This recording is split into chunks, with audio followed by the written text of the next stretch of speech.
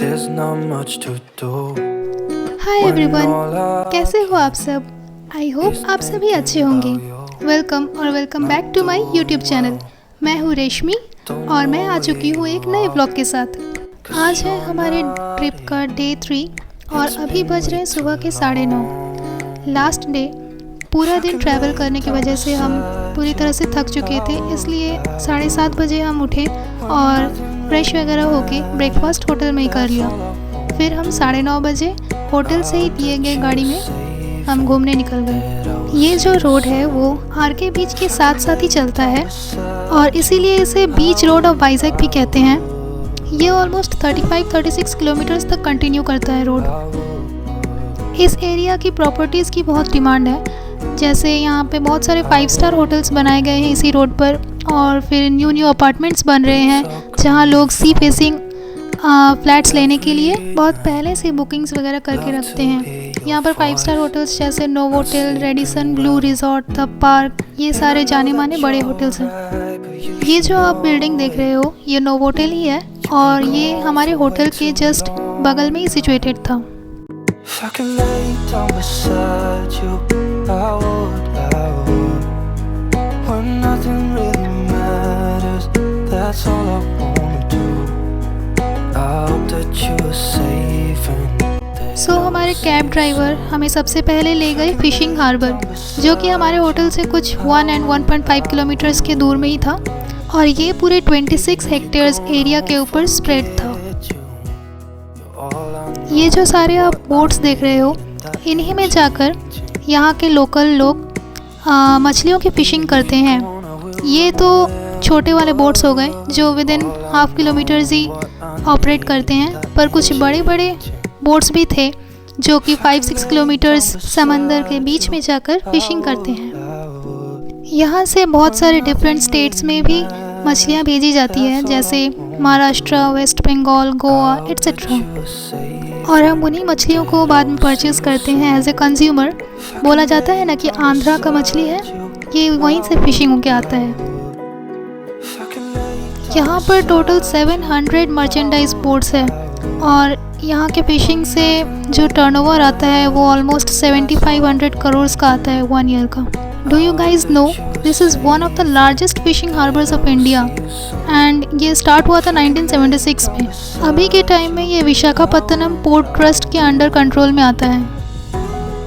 Fishing harbour से निकलने के बाद जब हम अपने नेक्स्ट पॉइंट की ओर जा रहे थे तो मैंने इन रोड साइड्स के वॉल्स को नोटिस किया जो कि बहुत ही ब्यूटीफुली पेंटेड थे। सो मैंने सोचा क्यों ना इन्हें भी कैप्चर कर लिया जाए अपने ब्लॉग में। when all I can is thinking about you, not doing well. Don't know where you are, 'cause you're not here. It's been way too long.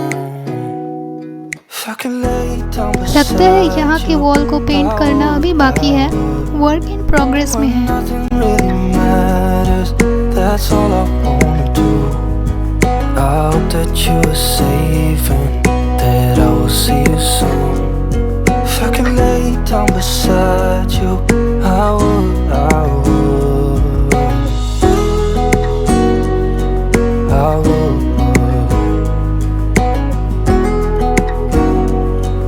I would. We talk on the phone every night. Love to hear your अभी हम पहाड़ों के रास्ते से होते हुए हिमाचलम हिल में चढ़ रहे हैं, जहाँ पे यहाँ का एक फेमस टेम्पल है। यही वो मंदिर है जिसका नाम बहुत ही बड़ा है, जो कि है श्री वारा लक्ष्मी नरसिम्हा टेम्पल, इसलिए मैं इसे हिमाचलम टेम्पल के नाम से ही बोलूँगी। हम अभी आए हैं हिमाचलम मंदिर में, जहाँ पे फ़ोन्स तो अलाउड नहीं है अंदर, इसलिए फ़ोन जमा देने जा रहे हैं हम। ये भगवान विष्णु का मंदिर है और यहाँ के लोग इसे बहुत ज़्यादा मानते हैं और इसलिए यहाँ पे बहुत लंबी लाइन होने की वजह से हमें ऑलमोस्ट 1 आवर लग गया था। अभी बज रहा है 12:50 और कुछ देर नेक्स्ट हम नेक्स्ट कहाँ जा रहे हैं? सागर दुर्गा टेम्पल। हम नेक्स्ट जा रहे हैं Sagar Durga temple. all I know, what I need. हम सागर दुर्गा टेम्पल में जाने के लिए तो निकले, पर वहाँ जाके पता चला जहाँ पे हमारे कैब ड्राइवर ने हमें उतारा वहाँ से भी कुछ डिस्टेंस हमें पहाड़ों के ऊपर चल के जाना पड़ रहा था, इसलिए हम नहीं गए वहाँ पे। सो ये एक व्यू पॉइंट था वहीं पर जहाँ से हमने अपना व्यू एंजॉय कर लिया।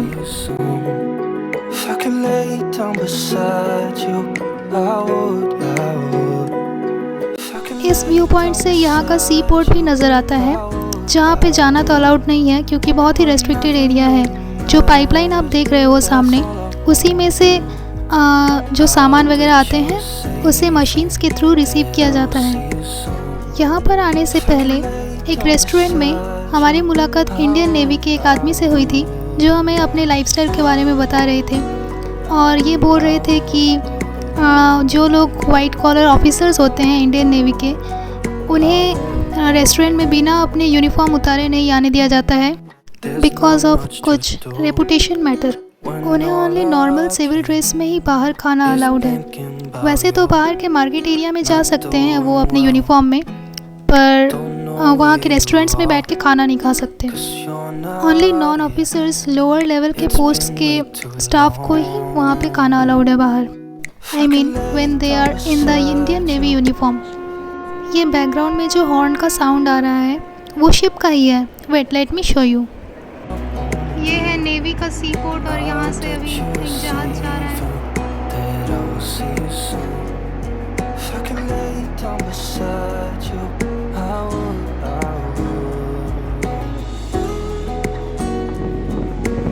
देन हम आज का लंच कंप्लीट करके चले आए एक नई बीच पे जिसका नाम था यारडा बीच, जो कि सिटी के भीड़ भाड़ वाले इलाका से बिल्कुल परे एक शांत सी जगह पर थी। यहाँ भी पहाड़ और समंदर को मिलाने वाली सुंदर सा सीनिक व्यू पॉइंट था।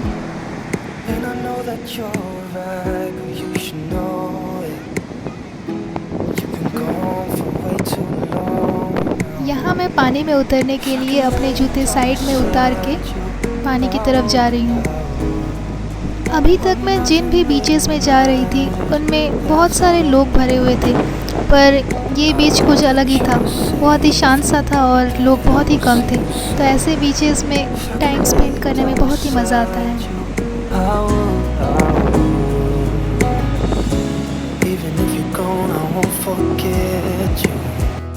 All I know, what I need, and that ain't changing.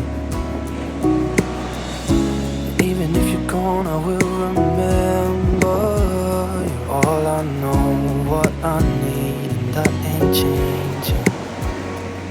If I could lay down beside you, I would. When nothing really matters, that's all. यहाँ पर मुझे याद आया, अरे मैं तो अपना जूते लेने ही भूल गई। जहाँ पे खोल के रखा था वहीं पे छोड़ के आ गई हूँ। फिर कैमरा ऑफ करके मैं फिर जूते लेने चली गई।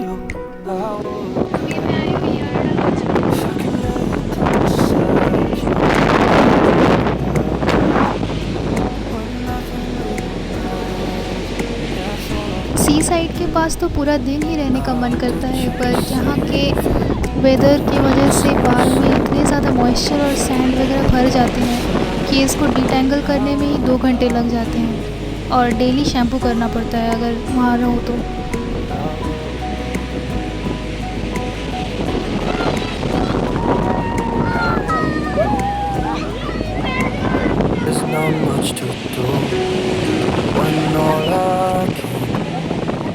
हमारे पीछे एक आदमी पानी में ऐसे लोटपोट हो रहा था, हमने अचानक से देखा तो एक बार के लिए तो हमने सोच ही लिया कि वो कहीं हाई वेव्स के कारण गिर तो नहीं गया पानी में।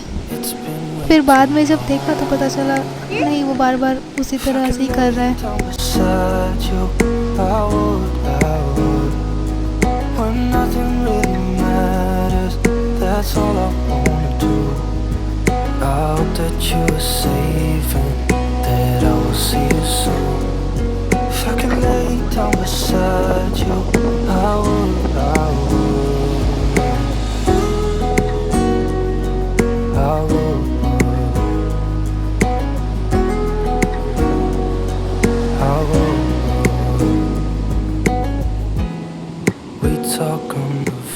यहाँ समुंदर के साथ खेलने में बहुत मज़ा ही आ रहा था। मैंने तो बहुत मस्ती की वहाँ पे। वहाँ पर समंदर की लहरों के साथ इतनी मीठी मीठी हवा चल रही थी कि मैं तो थोड़े बहुत गाने भी गुनगुनाने लगी। Now kindly bear with my voice for a few moments with the टूटा फूटा लिरिक्स।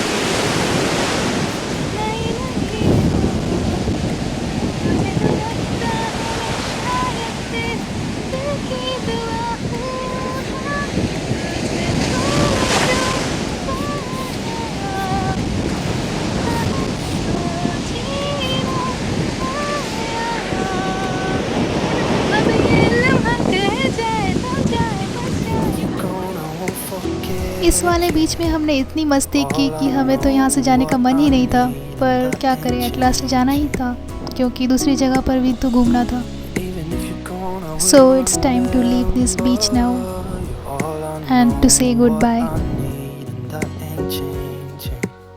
नेक्स्ट हम चले गए डॉल्फिन्स नोज हिल पॉइंट। ये बेसिकली एक पहाड़ के ऊपर सिचुएटेड लाइट हाउस था जिसका नाम था, मतलब पहाड़ का नाम था डॉल्फिन्स नोज, क्योंकि इसका शेप कुछ दूर से डॉल्फिन के नाक की तरह का दिखता है।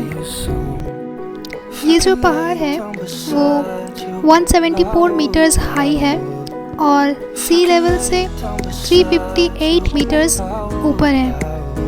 यहाँ मौजूद लाइट हाउस तक पहुँचने के लिए एक गार्डन से होकर गुजरना पड़ता है, जिसमें एंट्री करने के लिए एक नॉमिनल से एंट्री फ़ी ली जाती है। और यही है वो लाइट हाउस जो बाहर से कुछ इस तरह की दिखती है। ये कुछ 4 मंजिला इमारत की तरह ऊंची है, पर इनकी सीढ़ियों की नंबर्स उतनी ज़्यादा नहीं है क्योंकि सीढ़ियों की जो हाइट है वो 3 सीढ़ियों के बराबर एक सीढ़ियाँ हैं। सीढ़ियों की स्पेस एरिया तो बहुत ही कम थी। वन टाइम में एक ही तरफ लोग जा सकते हैं, या तो चढ़ सकते हैं या तो उतर सकते हैं, और बाकी लोगों को वेट करना पड़ेगा। चढ़ने में थोड़ी दिक्कत तो आई, पर किसी तरह हम चढ़ गए ऊपर तक। पर जिनको हार्ट का प्रॉब्लम है वो नहीं चढ़ सकते यहाँ पे। यहाँ पर इतने ज़ोरों का हवा चल रहा था कि फ़ोन निकालकर वीडियो करने में भी डर लग रहा था कि कहीं फ़ोन उड़ा के ना ले जाए। ये जो पीछे का आप स्ट्रक्चर देख रहे हो, इसी से वो लाइट एमिट होता है जिससे शिप्स को डायरेक्ट किया जाता है। ये ऑलमोस्ट 65 किलोमीटर अवे रहने वाली शिप्स को भी डायरेक्ट कर सकती है। और नीचे में जो सर्कुलर वे में मूव कर रहा है वो यहाँ का रैडर है।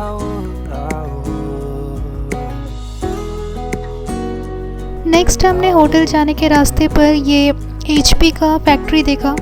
HP मतलब लैपटॉप कंप्यूटर वाला, ह्यूलेट पैकर्ड का ब्रांड नहीं, ये हिंदुस्तान पेट्रोलियम वाला फैक्ट्री है। इसमें गैस, ऑयल वगैरह का रिफाइनरी का काम चलता है।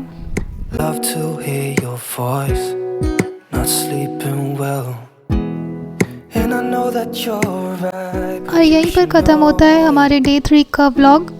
आपको आज का व्लॉग कैसा लगा प्लीज़ कमेंट सेक्शन में बताना। Till then keep watching and keep loving. See you soon in my next upcoming vlogs.